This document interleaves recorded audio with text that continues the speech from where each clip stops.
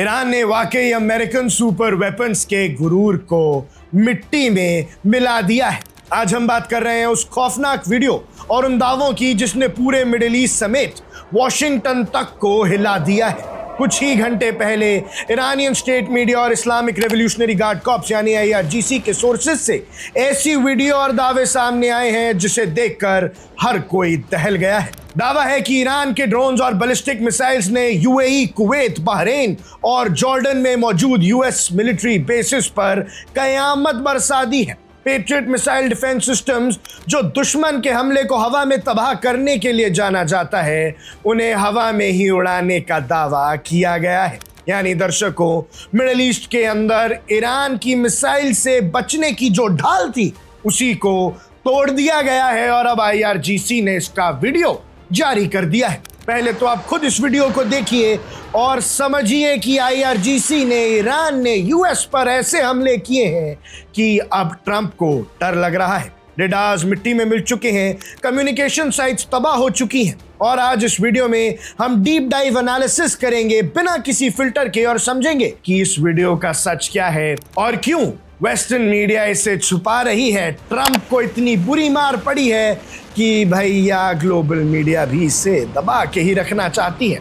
ये एस्केलेशन किस हद तक जा चुकी है ये आपको समझ आएगा और प्रेसिडेंट डोनाल्ड ट्रंप की सेना पर हुए इस हमले के बाद क्या दुनिया फुल स्केल वर्ल्ड वॉर की तरफ बढ़ रही है, इन सभी सवालों का जवाब मिल जाएगा। स्टोरी की शुरुआत इसी वीडियो से करते हैं जिसने पूरे सोशल मीडिया और ग्लोबल इंटेलिजेंस एजेंसीज में खौफ का माहौल बना दिया है। ईरान की सेना ने एक ऐसी डिस्टर्बिंग वीडियो जारी की है जिसे देखकर कोई भी डर जाएगा। वीडियो में साफ दिखाई दे रहा है कि एक के बाद एक दर्जनों ड्रोन्स, जिसे टेक्निकल लैंग्वेज में कामिकाजे ड्रोन्स या लॉइटरिंग म्यूनिशंस कहते हैं, वो हवा में परवाज भर रहे हैं और उनका टारगेट है UAE, कुवैत, बहरीन, उनमें मौजूद अमेरिका के सबसे बड़े, सिक्योर, सबसे महंगे एडवांस्ड मिलिट्री लोकेशंस।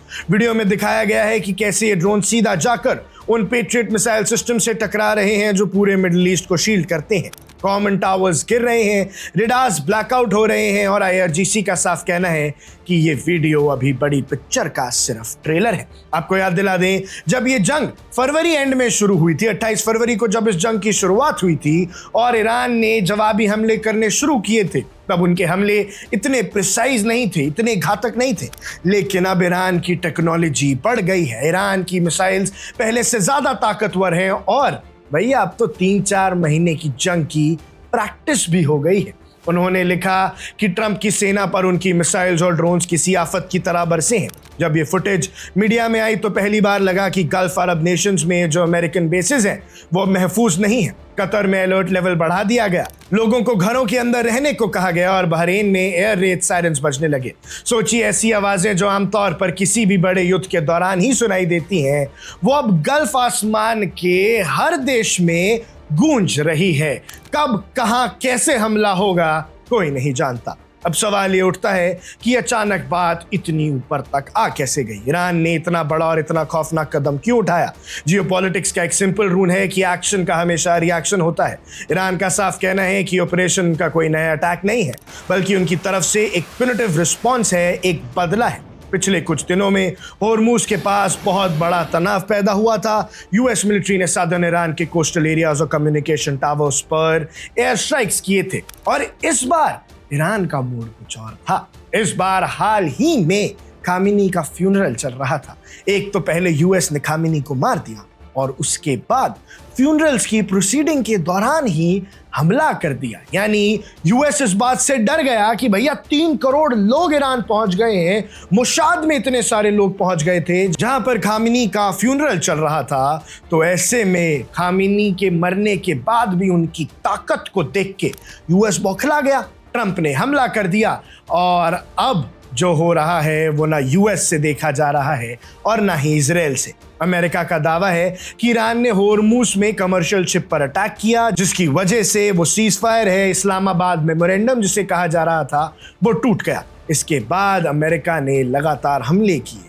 हाल ही में खबर आ रही है कि अमेरिका ने दूसरी स्ट्राइक भी कर दी है, एक और हमला करने की कोशिश की है ईरान पे। लेकिन जब उनके हर जगह पे मौजूद बेसिस तबाह हो रहे हैं, तो वहां ये भी याद रखना होगा कि हर एक सेकंड के साथ अमेरिका का खर्चा भी बढ़ रहा है, अमेरिका अपनी सेना भी खो रही है और भैया अपने जो एसेट्स इतने सालों में मिडिल ईस्ट में डिप्लॉय किए थे वो भी एक एक कर तबाह हो रहे हैं। IRGC के नेवल और एरोस्पेस फोर्सेस ने मिलकर एक जॉइंट ऑपरेशन डिजाइन किया है।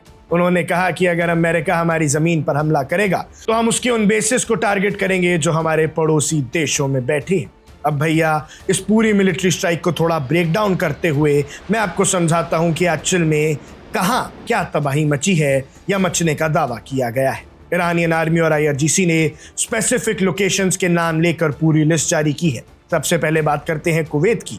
कुवैत में 2 मेजर अमेरिकन लोकेशंस हैं, आरिफान और अली अल सलाम एयरबेस। ईरान का दावा है कि उनके ड्रोन्स ने वहां डिप्लॉय किए गए US patriot air defence systems को टारगेट किया। सोचिए, पेट्रियट डिफेंस सिस्टम का काम ही है ड्रोन्स और मिसाइल्स को रोकना, लेकिन ईरान कहता है कि उनके ड्रोन्स की तादाद इतनी ज्यादा थी कि पेट्रियट सिस्टम खुद को ही नहीं बचा पाया। कुवैत की तरफ से बयान आया कि उन्होंने 3 बैलिस्टिक मिसाइल, 1 क्रूज मिसाइल और 10 ड्रोन्स को हवा में इंटरसेप्ट किया, लेकिन ये ड्रोन्स का जो डेब्रिस होता है, ये मिसाइल को इंटरसेप्ट करने के बाद भी तबाही नीचे तो गिरती है।